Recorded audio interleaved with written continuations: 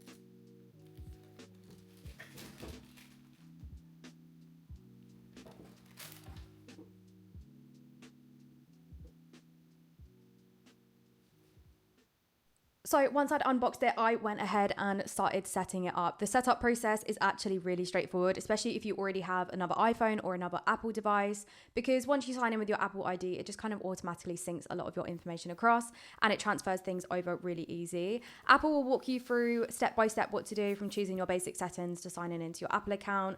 So even if this is your first Mac, it's very beginner friendly. Also, setting up Touch ID is also really quick, and it's one of those features that once you start using, you really won't want to go without it. One of the first things I did when I signed in was customize my dock. I switched the icons to the new liquid glass style, which just looks so clean and modern. You can also tint the icons to match a specific color if you prefer, like I'm showing here, which is great if you want your setup to match your aesthetic. If you guys want a more in-depth video with tips and tricks for setting up your MacBook, let me know, because I'd love to do like a full what's on my MacBook video where I show you all of the different apps and things that I recommend having, and then I can also show you specific tips and tricks for customizing your MacBook to look and feel exactly how you want to, because I've been using Macs for years, so I feel like I've got a few good tricks. Oh my God, you guys, I'm obsessed. I love this so much. I think it's absolutely stunning. I will say, for some reason on camera, I feel like it has like a silver sheen to it, but in real life, it really does look pink. Oh my God, I've got marks on it already. It's just more of a soft, muted blush pink, which I actually feel like is perfect for something like a MacBook, like a big piece of tech. I'm actually going to show you it next to the pink iPhone 16, just so you get a feel for like how different this pink is. So this is the pink iPhone 16. So this is a very Barbie pink. And actually when this pink came out, everybody was saying that this looked purple.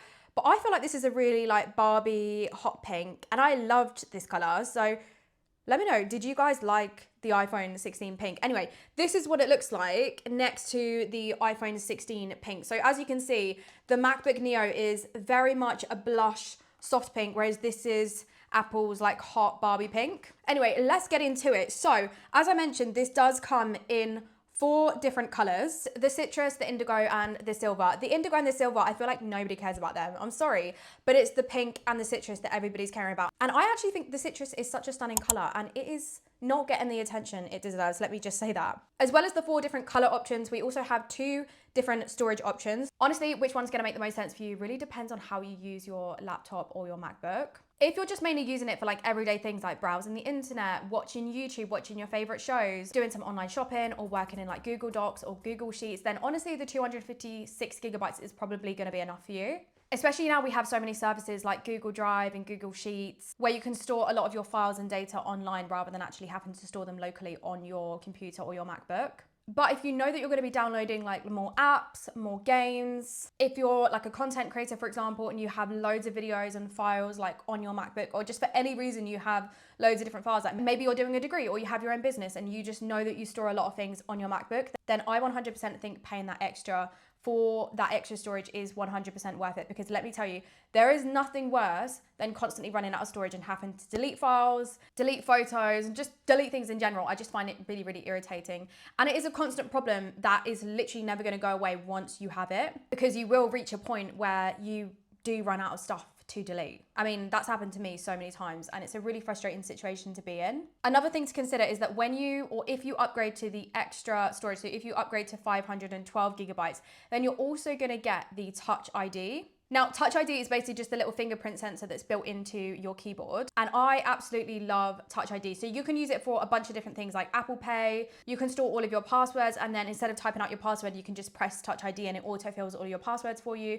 And obviously you can also use it to unlock your Mac instead of writing in your password or your PIN for your actual MacBook. So me personally, I went for the 512 gigabytes with the Touch ID just because if you're unsure, I personally would just recommend going for the extra storage. Like I said, you reach that point when you've run out of storage. I feel like the problem never goes away. And also, I personally just couldn't live without Touch ID. But there are definitely some people who will be absolutely fine with the 256. So definitely worth just thinking about what you're going to be using your MacBook for and use that to help you figure out which storage option is going to work best for you. Another thing is that it's definitely worth checking out Apple's education pricing. So like if you're a student or you work in education, you can get it for £100 less. So the lower storage option, you could get this MacBook for like $499, which is genuinely crazy that you can get a MacBook for that price. But we love that. It's such a great entry product into the Apple ecosystem. Now, one of the first things I noticed about this MacBook is how light it is. This has an aluminium body, which is one of the reasons that it is so light. But that also makes it feel like such an easy laptop to actually carry around with you.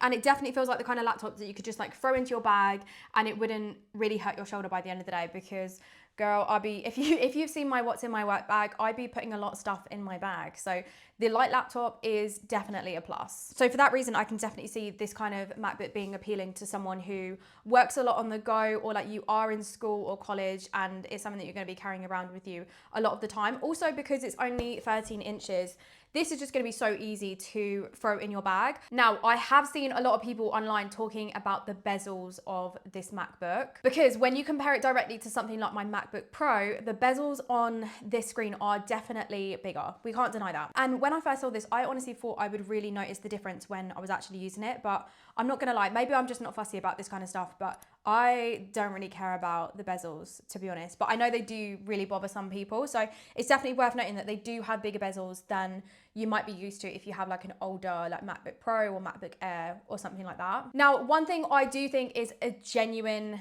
downside to the MacBook Neo is the fact that it does not have a backlit keyboard. So what I mean by that is that the keyboard itself doesn't actually light up. I'll insert a clip of my MacBook Pro with the backlit keyboard so you can see what I mean. It's not a deal breaker, obviously, because I bought it, I'm holding it. But if you are someone who really likes a backlit keyboard and you often find yourself working in dark environments or working late at night, just bear in mind that this is something that might bother you. I mean, if you are in a completely pitch black room, you can just turn the brightness on your screen up and you should be able to see the keyboard just fine.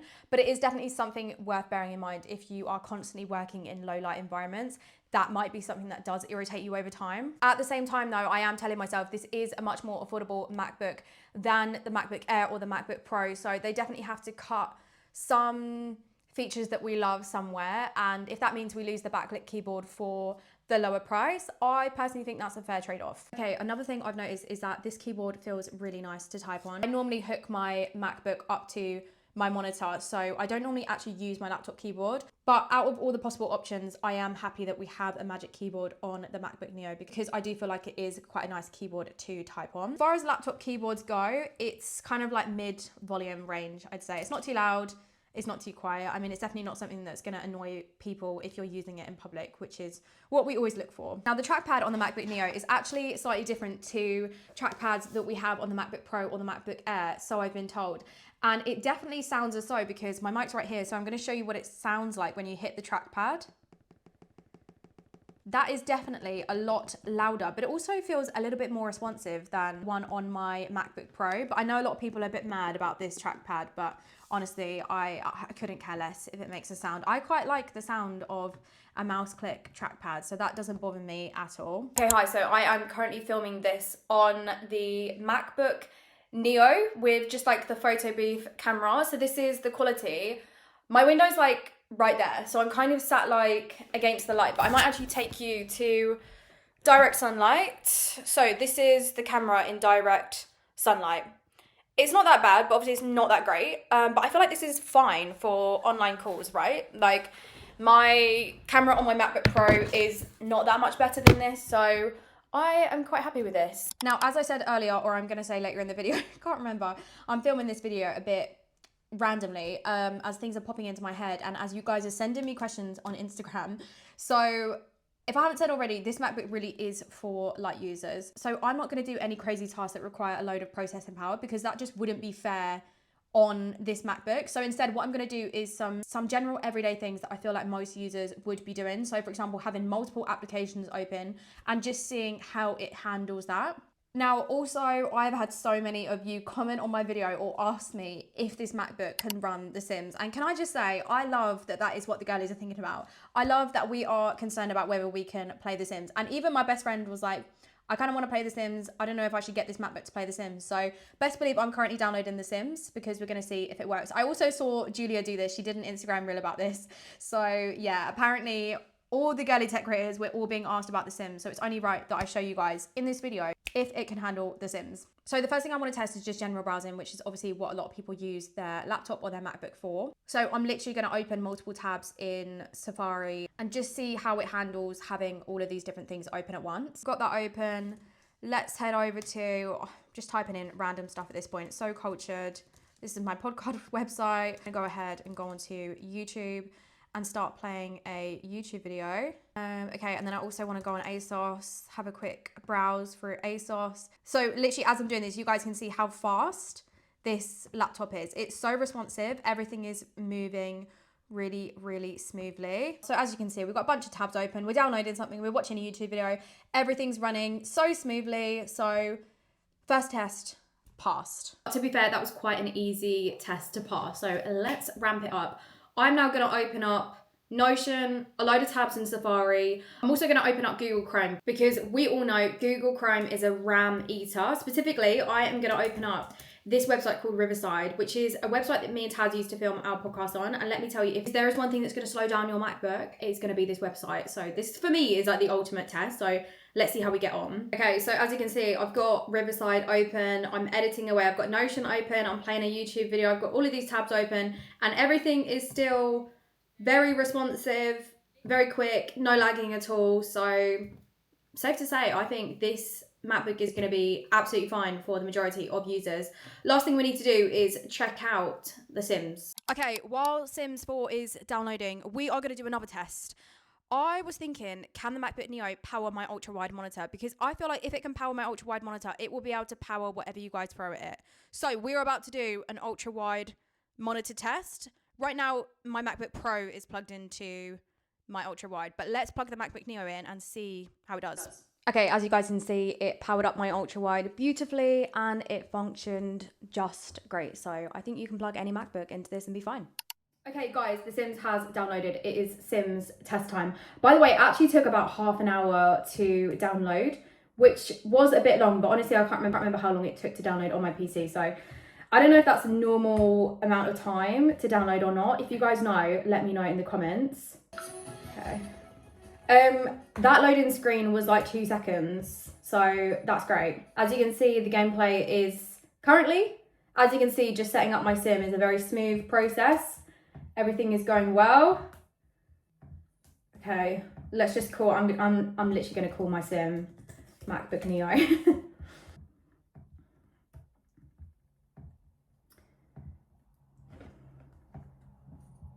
I haven't done the longest test, but I'm just going to go on a whim and say that I think you're going to be absolutely fine playing The Sims and other games on your MacBook Neo.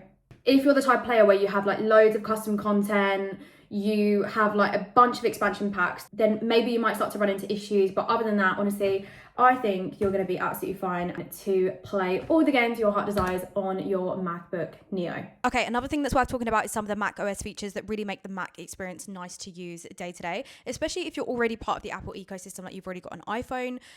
But one of the features I really like in the latest version of Mac OS is window tiling, because it makes it so much easier to organize your screen quickly. So for example, if you want Safari open on one side and then you want to open up Notion on the other side, you can really easily snap them into place, and it just makes multitasking feel a lot cleaner and more organized. Mac OS also has a bunch of continuity features, which is basically Apple's way of making all of your devices work together really seamlessly. So things like AirDrop, which lets you instantly send files between your iPhone and iPad and Mac. It's just so useful. I genuinely could not live without it. Another thing I love is that you can really easily copy something on your iPhone and paste it directly onto your Mac using Universal Clipboard, which, yeah, I can't even tell you how many times this has helped me out. Apple's also been pushing iPhone mirroring, but I actually couldn't get it to work on my MacBook today. Not sure why. I will look into that. And then obviously you've also got sidecars. You could use your iPad and your MacBook together as well, which I haven't done, but I need to do because I feel like it would be really useful.